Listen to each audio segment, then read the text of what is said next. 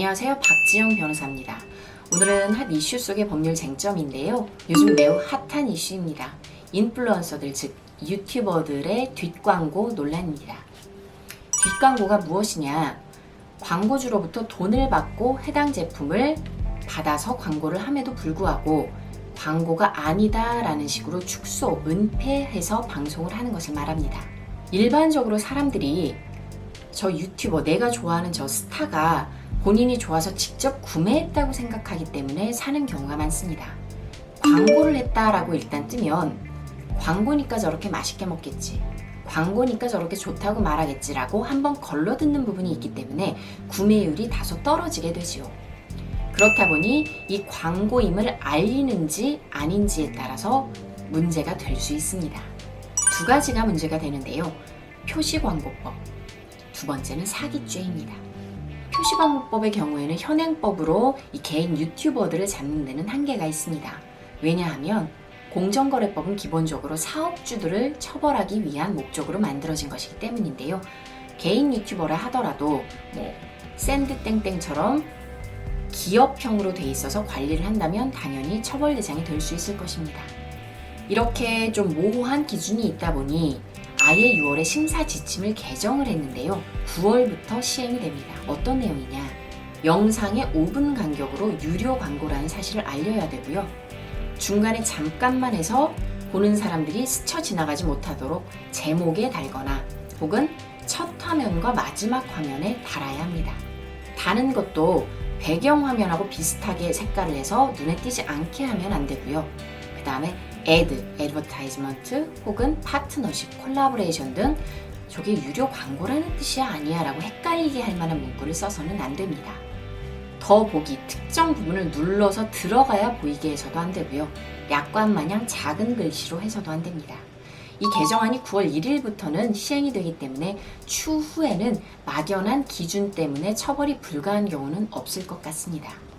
공정위의 경우에는 시정명령을 내릴 수 있고 과징금을 부과할 수 있습니다. 그 다음으로 가장 궁금해하시는 게 사기죄로 감옥에 보낼 수 있느냐인데요. 이 부분은 힘들기는 합니다만 가능성이 없는 것은 아닙니다. 사기죄라고 하면 두 가지 형태가 있습니다. 하나는 내가 속여서 내가 돈을 교부받는 경우이고요. 두 번째는 속인 사람은 나고 속아서 피해자가 제3자에게 돈을 주는 경우입니다. 유튜브 같은 경우에는 광고를 해서 구매를 한다 해도 제품을 판매한 사람에게 돈이 가기 때문에 아까 말한 두 번째 구조에 해당합니다. 성립 요건이 무엇이냐? 일단 기망 행위가 있어야 되고요. 그 다음에 피해자가 속아서 현금을 교부하거나 재산상 이익을 취득하게 해야 합니다.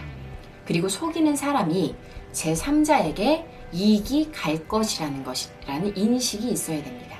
또 하나는 피해자가 속임을 당했기 때문에 교부를 했어야 되는 인과관계가 있어야 됩니다.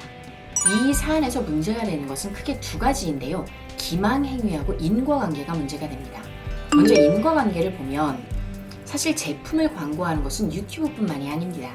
TV도 할 수 있고 전광판도 할 수 있기 때문에 과연 유튜브의 광고를 보고서만 산 것이 맞는지 이 부분을 입증하는 것이 쉽지 않을 것입니다. 예를 들어서 유튜브를 보자마자 그날 친구하고 문자를 했어요. 야, 나 유튜브 봤는데 나 저 제품 사고 싶어. 이런 식의 내용이 있어서 그 후에 바로 구매를 했다는 증빙이 있다든가 하는 등의 어떤 증거가 없으면 쉽지는 않습니다. 만약에 이러한 증거가 있다라고 전제를 한다면 그 다음으로 문제가 되는 것은 기망행위입니다.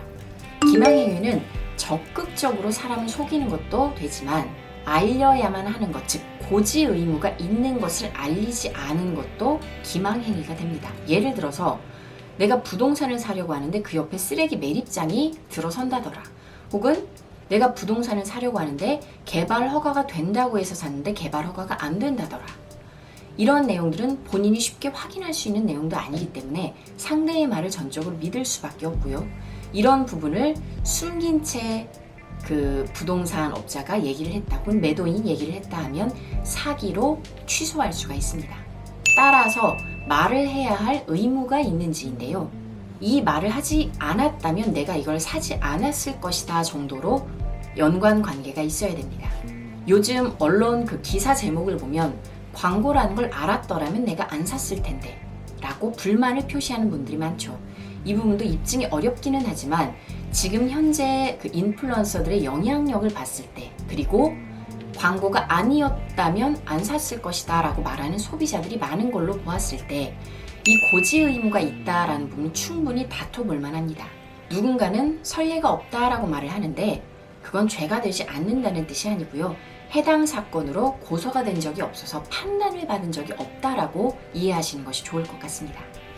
따라서 아까 인과관계에 대한 그런 증거가 있다면 이 고지 의무, 기망 행위에 대해서는 충분히 다퉈볼 만합니다.